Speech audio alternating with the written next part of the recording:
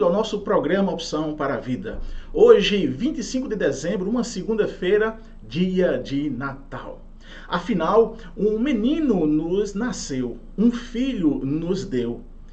O governo está sobre os seus ombros. Ele será chamado Conselheiro Maravilhoso, Deus Todo-Poderoso, Pai Eterno, Príncipe da Paz.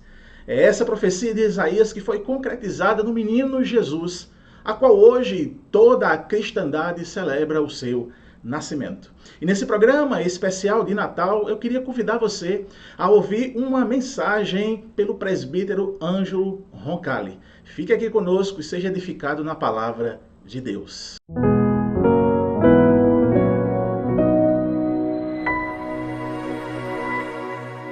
Evangelho de João, os irmãos podem sentar. Evangelho de João, capítulo 2. Tem como título As bodas em Caná da Galileia. Vamos estar lendo do versículo 1 ao versículo 12. Evangelho de João, capítulo 2. Texto bastante conhecido de toda a igreja. Nós vamos hoje estar meditando neste texto, onde Jesus transformou a água em vinho. Diz assim a Bíblia Sagrada, acompanha, por favor. Diz: 3 dias depois, houve um casamento em Caná da Galileia, achando-se ali a mãe de Jesus. Jesus foi convidado com os seus discípulos para o casamento. O verso 3 diz: tendo acabado o vinho, a mãe de Jesus lhe disse: eles não têm mais vinho. Mas Jesus lhe disse: mulher, que tenho eu contigo? Ainda não é chegada a minha hora. Então ela falou aos serventes: fazei tudo o que ele vos disser. Estavam ali 6 talhas de pedra que os judeus usavam para as purificações, e cada uma levava 2 ou 3 metretas. Verso 7 diz: Jesus lhes disse: enchei de água as talhas, e eles as encheram totalmente. Então lhes determinou: tirai agora e levai ao mestre-sala. Eles o fizeram. Tendo o mestre-sala provado a água transformada em vinho, não sabendo de onde viera, se bem que o sabiam os serventes que haviam tirado a água, chamou o noivo e lhe disse: todos costumam pôr primeiro o bom vinho, e quando já beberam fartamente, servem o inferior. Tu, porém, guardaste o bom vinho até agora. Verso 11 diz: com este deu Jesus princípio a seus sinais em Caná da Galileia, manifestou a sua glória, e os seus discípulos creram nele. Depois disso, desceu ele para Cafarnaum, com a sua mãe, seus irmãos e seus discípulos, e ficaram ali não muitos dias. A transformação da água em vinho. Se os irmãos puderem deixar a Bíblia aberta ou marcada, nós estaremos relendo mais algumas vezes, estes versículos. Queridos e queridas, o Evangelho de João registra apenas 7 milagres de Jesus. E esses milagres, eles foram escolhidos com um objetivo específico, que foi apontar para a pessoa e para a obra de Jesus Cristo.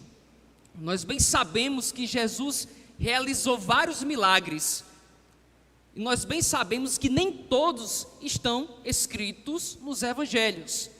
Mas a ideia que se tem é que João, ele escolheu esses 7 sinais, estes 7 milagres, com o propósito, com o objetivo de apontar a pessoa de Cristo, a obra de Cristo, ele como Senhor, como Deus. E cada milagre estudado tem o propósito de renovar a nossa fé e fortalecer a nossa confiança num Deus Todo-Poderoso que faz milagres e interfere na realidade da humanidade. Então João, ele enxugou, ele fez um resumo de todos os milagres que, talvez ao ver dele, ou melhor dizendo, ele ele inspirado pelo Espírito Santo, ele entendeu que estes milagres específicos iam apontar para a obra de Cristo. Estes milagres iam trazer, ao estudá-los, ia trazer fortalecimento para a nossa fé. Estes milagres, ao estudá-los, iam aumentar a nossa confiança em um Deus que faz o sobrenatural na vida do homem natural. Amém? Então, no primeiro versículo, nós encontramos o primeiro milagre, né? Neste capítulo 2, no versículo 1 em diante, nós vemos toda a narrativa do milagre da transformação. Então, o primeiro milagre, ou sinal que Jesus realizou em seu ministério, foi a transformação da água em vinho, em uma festa de casamento em Caná, na qual a sua mãe, Maria, Jesus e 6 de seus discípulos foram convidados. Por que 6 de seus discípulos? Porque até então o colégio apostólico ainda não havia sido formado, não eram os 12 discípulos que estavam na festa de casamento. Então, no versículo 1, inicia-se com a afirmação de 3 dias, nós acabamos de ler, após o chamamento de Natanael, que se tornou um dos discípulos de Jesus.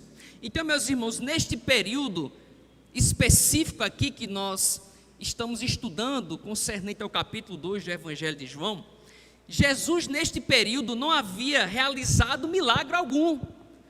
Jesus, ele não era conhecido como o mestre Israel, ele era literalmente desconhecido.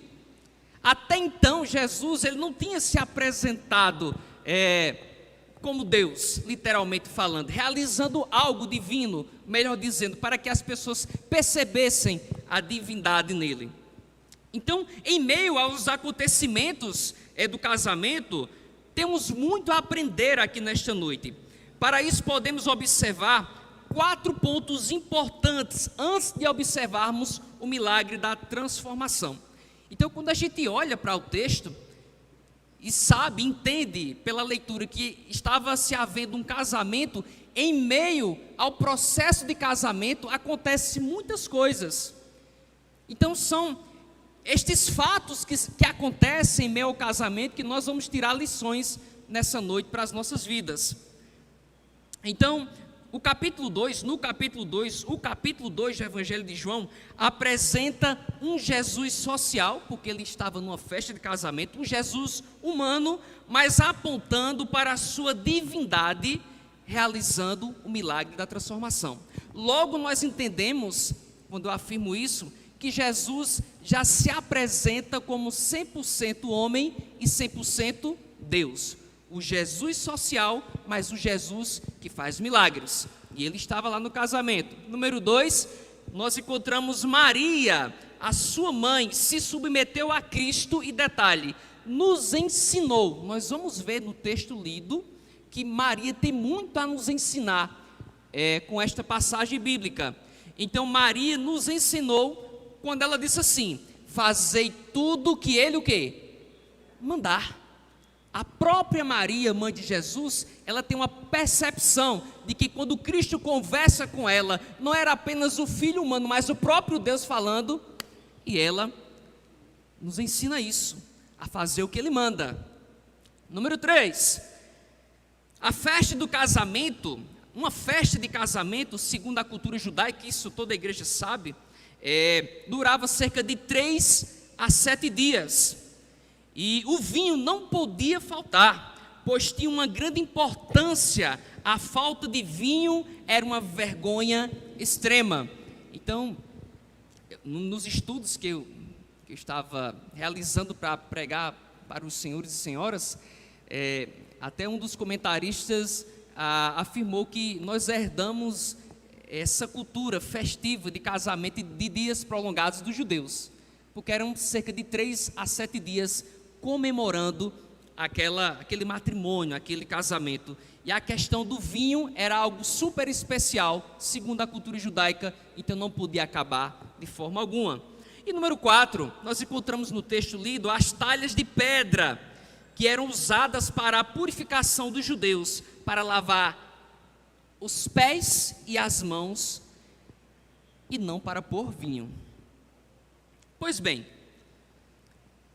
inicia-se o casamento. Não é verdade? Foi convidado Jesus, foi convidada a mãe de Jesus, alguns discípulos, e começa-se a festa. Primeiro ponto que eu queria trabalhar com a igreja nessa noite: quando o inesperado chega em nossas vidas. Quando o inesperado chega em nossas vidas. Creio eu que começou o casamento, o primeiro dia, tudo correndo certinho, tudo correndo bonitinho. Segundo dia, as pessoas se alimentando, comemorando, festejando, indo tudo bem, os serventes servindo a todos, a família, as famílias dos noivos felizes, contentes com tudo que estava se passando. Estou supondo, chega o quarto dia, tudo correndo bem, e tudo seguindo conforme os conformes do casamento judaico. Mas do nada, o inesperado acontece. Deixa-me fazer uma observação. Quando Jesus foi convidado para aquele casamento, Jesus, ele como Deus, ele já sabia que algo muito interessante ia acontecer naquele casamento. Jesus sabia que a festa, ele como Deus, ia ser interrompida, que algo negativo ia acontecer, sim ou não? Sim. Ele como Deus, ele já sabia que em meio àquele casamento, algo inesperado ia acontecer. O verso 3 diz, acompanha comigo: e tendo acabado o vinho, a mãe de Jesus lhe disse: eles não têm vinho. Queridos, quando olhamos para este relato e olhamos para nossas vidas, em tempos e tempos, coisas como essas acontecem na minha vida e na tua vida. O inesperado, aquilo que não está programado, acontece de forma negativa. As coisas vão seguindo, as coisas vão caminhando, tudo bem, e do nada acontece o pior. E do nada somos angustiados, vem a tristeza, perdemos um ente querido, alguém fica doente. Deixa eu dizer a primeira coisa para a igreja nessa noite. Quando eu olho para um texto como esse, eu me lembro do Evangelho de Mateus capítulo 7, versículo 24, que diz que bem-aventurados são aqueles que escutam as minhas palavras e as praticam, pois será comparado a um homem prudente que edificou a sua casa sobre a rocha. E sopraram os ventos, e transbordaram os rios, e o texto diz que deu com ímpeto. O ímpeto no grego original é de forma repentina, algo inesperado. Mas a Bíblia diz que ela não caiu, porque estava firmada sobre a rocha, e a rocha é o próprio Jesus. Então, meus irmãos e minhas irmãs, você que está aqui nesta noite, se você entrou aqui na casa do Senhor e algo de inesperado aconteceu na tua vida, deixa eu te dizer uma coisa: mesmo assim, Jesus está no controle, Ele já sabia de tudo, e Ele sabe o que está acontecendo, e melhor ainda, Ele sabe o final dessa história. Com esse aleluia eu não me animei, Jefferson. Acabar o vinho em um casamento era uma verdadeira tragédia para os judeus. E de repente, no meio da festa, chega uma notícia que o vinho acabou. De repente. Talvez você chegou aqui e alguma tragédia aconteceu. Eu quero dizer para você mais uma vez: não se desespere. Jesus está na festa. Se Jesus, Ele é o convidado especial da tua vida, não importa o que aconteça, Ele vai estar presente. O vinho, meus irmãos, é símbolo de alegria do Espírito Santo. E é algo que não pode faltar em nossas vidas, independente do que esteja acontecendo, uma aplicação que nós podemos fazer. E fica uma lição para as nossas vidas nessa noite: esperar com tranquilidade as promessas ainda não cumpridas. A mensagem que eu quero transmitir para os irmãos nessa noite é que, por mais que você talvez tenha sido pego de surpresa, independentemente do que esteja acontecendo na tua vida, nós temos que confiar no Senhor, descansar e nos tranquilizarmos nele.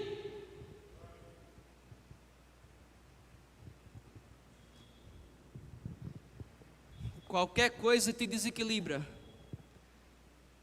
qualquer coisa te tira do foco, qualquer coisa rouba a tua fé. Isso não pode acontecer se Jesus estiver presente na tua festa. Isso não quer dizer que não vamos passar por momentos de tristezas e dor, mas quando Jesus está, tudo é diferente.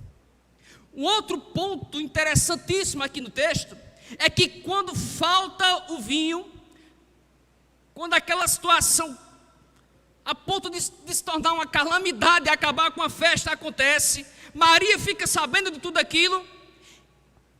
Como eu falei, nós vamos aprender bastante com Maria nessa noite.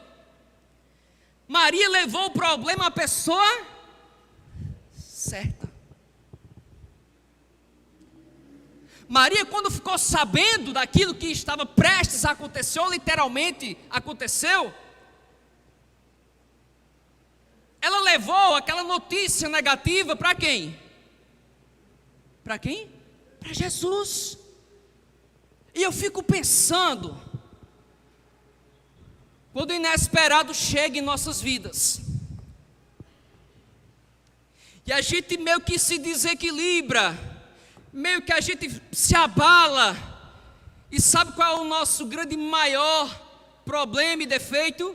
Que nós procuramos a pessoa errada para contar o que está acontecendo.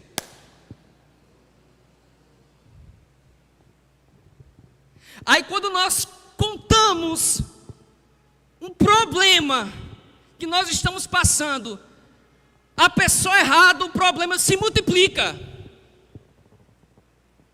Porque nem todos têm a maturidade e o discernimento para entender e compreender aquilo que você está passando.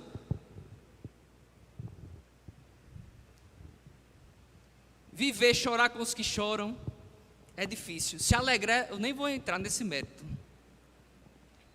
Maria foi lá e buscou e procurou a pessoa certa, Jesus de Nazaré. Então, se o inesperado aconteceu na tua vida, se estás passando por uma situação que foge do teu controle, ei, busca a Jesus em primeiro lugar.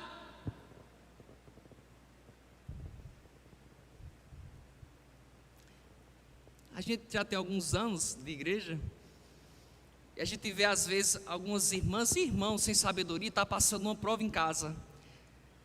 Aí ela, irmãos, ore por mim, Deus sabe o que é. Ok, mas vai narrar. Aí todo mundo fica sabendo do problema dela, piora. Irmãos, é uma mensagem simples, mas de muita sabedoria. Tem coisa que é só você e Jesus, e mais ninguém. E não adianta você procurar a pessoa mais sábia que seja. Tem coisa que você tem que passar, você e Ele, é só você e Jesus. Só Ele te entende, só Ele te compreende. Busque a Jesus, que eu garanto. Como é que eu busco? Em oração, em leitura, em jejum, em busca, e Ele vai te dar a resposta. Então, Maria busca socorro em Jesus, e nós podemos contemplar que Jesus salvou os noivos e familiares dos noivos do constrangimento. Isso nos mostra que Ele se importa com o que se passa em nossas vidas. Sendo assim, repito, Jesus deve ser o convidado principal em tudo em nossas vidas, porque Jesus, sim, Ele se importa comigo e Ele se importa contigo. Posso escutar um amém? Ele se importa com você, de fato. Número 2. Jesus, ele respondeu à sua mãe. No verso 4 diz assim: respondeu-lhe Jesus: mulher, que tenho eu contigo? Olha que coisa linda. Ainda não é chegada a minha? Ainda, viu? Amém? Ainda. Queridos, Jesus como Deus, Jesus aqui, ele falou como Deus, ele não desrespeitou a sua mãe chamando ela de mulher, certo? Era uma maneira educada e delicada da época. Nós podemos até lembrar, quando os anjos foram até a sepultura de Jesus, ele chamou uma delas de mulher. Então não há nada de desrespeito aqui. E também mulher aqui, que tenho eu contigo, no grego literal, é que o que temos nós em comum. Nós entendemos aqui que Jesus estava falando não como filho físico, mas como Deus. E ela entende, porque ela sempre se pôs na posição de serva. Mas nós compreendemos aqui que Maria sente um problema social, mas Jesus, ele pensa sempre no espírito. Enquanto Maria se preocupou na vergonha da falta do vinho, Jesus, ele estava olhando para o âmbito espiritual e já prevendo a oportunidade de fazer um grande milagre para glorificar a Deus. Então, apesar de Jesus ser o maior naquela festa, João relata que Deus trata literalmente com quem? Com Maria. Historiadores vão dizer que, por ser parenta de um dos noivos, ela sabia tudo o que se passava na festa. Sendo assim, ela se tornou acesso àquela circunstância. Então Maria, naquela festa, ela era uma pessoa que ela estava em algum momento lá na cozinha, pastor Júnior, vendo a comida, o que estava acontecendo, como estava sendo servido. Como Maria também, ela tinha ciência, Jefferson, do que se passava lá no salão, onde as pessoas comiam. Estudiosos vão falar que era no terceiro andar, né? A casa normal era o térreo, aí tinha o segundo, as que tinha um pouco mais de condição, fazia o terceiro andar e a festa era ali. Então Maria, ela era uma pessoa que estava sabendo de tudo o que estava acontecendo ali, em meio àquela festa. E ela se tornou um acesso, ela compreendeu tudo o que se passava para levar até Jesus. E Maria também, ela conhece os bastidores. E bastidores é para quem é acesso. Sabe por quê, irmãos? Porque quem está nos bastidores e é acesso, ela consegue ver coisas terríveis e ela consegue manter o equilíbrio para não acabar a festa.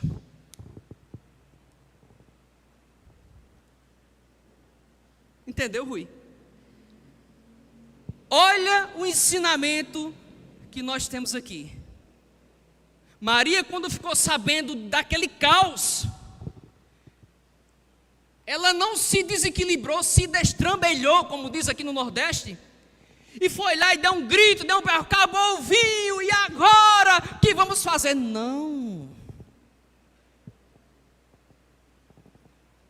Ela trabalhando lá nos bastidores, viu aquilo, escutou, filtrou, teve equilíbrio,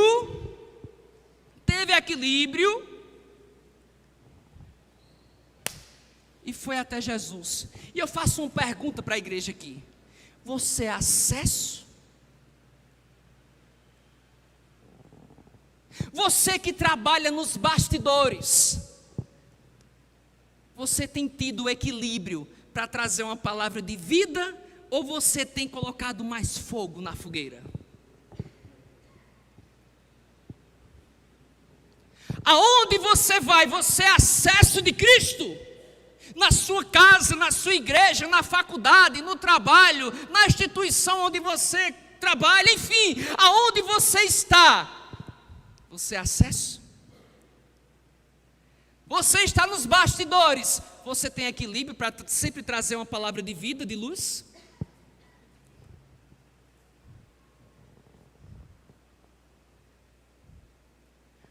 Maria aqui, irmãos, ela foi freio de notícias ruins. O apóstolo Paulo, o grande bandeirante do cristianismo, o homem que escreveu 13 livros dos 27 livros do Novo Testamento, era um amante do conhecimento, um amante da leitura. E por isso, quando ele escreve a sua primeira carta ao seu filho Timóteo, no capítulo 4, verso 13 da sua primeira carta, ele diz assim: Timóteo, aplica-te à leitura. Nós somos o que lemos.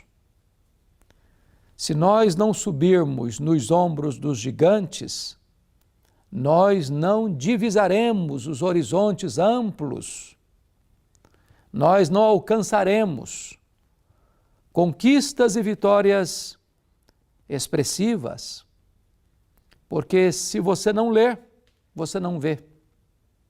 Se você não lê, você não entende. Se você não lê, você fica extremamente limitado. Primeiramente, eu quero encorajar você a ser um leitor da Bíblia, o livro dos livros. Aliás, a Bíblia traz uma bem-aventurança aos que leem a palavra de Deus. É claro que não é apenas uma leitura na busca de conhecimento, mas uma leitura que produz transformação, que leva à ação, que produz um resultado não só na sua vida, mas ao seu redor. Porém, quero encorajar você a ter o hábito da leitura, a cultivar esse bom costume de ler periodicamente e também sistematicamente, por que não dizer diariamente? Quando você diz, não, a minha vida é muito corrida, eu não tenho tempo para ler, você está dizendo que leitura não é prioridade. Você tem tempo para tudo aquilo que é prioridade na sua vida. Leia. Ilumine a sua mente com boas leituras. É claro que tem muito lixo. Tem muita leitura que, em vez de ajudar você, pode levar você à bancarrota, ao colapso. Porém, a boa leitura clareia a mente, aquece o coração, desperta a vontade. Você, ao ler um bom livro, tem o privilégio, por exemplo, de aprender em algumas horas o que talvez o autor levou anos para compreender. Seria uma insensatez eu acreditar que eu tenho todos os recursos e conhecimentos que preciso para ter uma vida vitoriosa. Então, todas as pessoas que influenciaram a história, elas aprenderam com alguém, porque quem cessa de aprender, cessa de ensinar. As pessoas que você admira subiram nos ombros dos gigantes. E você deve fazer o mesmo. Eu gostaria agora de recomendar a você, por exemplo, que é um cristão, boas leituras. Eu nem vou citar livros, porque tem tantos. Talvez citar para você alguns autores que acho importante você conhecer. Eu trago à sua memória, por exemplo, pessoas lá dos pais da igreja, como Aurélio Agostinho, os reformadores como Lutero e Calvino, os puritanos como John Owen, como George Whitefield. Talvez mais recentemente você possa pensar no príncipe dos pregadores Charles Haddon Spurgeon.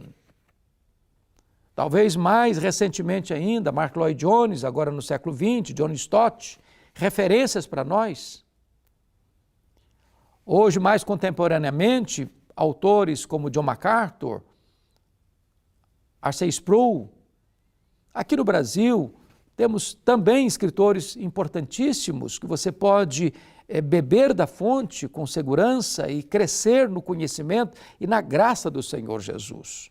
Então, eu recomendo a você boas leituras, porque isso vai ajudar você na clareza dos seus pensamentos, isso vai ajudar você no aprofundamento da sua fé, isso vai ajudar você na qualidade da sua vida espiritual, familiar, isso vai refinar princípios e valores na sua vida, isso vai lhe dar a bênção de olhar mais longe, porque então você subirá nos ombros dos gigantes. Deus abençoe sua vida. Boas leituras. Oh, meus queridos, que mensagem abençoada proferida pelo reverendo Hernandes Dias Lopes. Quero agradecer a sua prestimosa atenção, pedir a você que compartilhe esse canal, curta esse vídeo e até amanhã no próximo programa Opção para a Vida.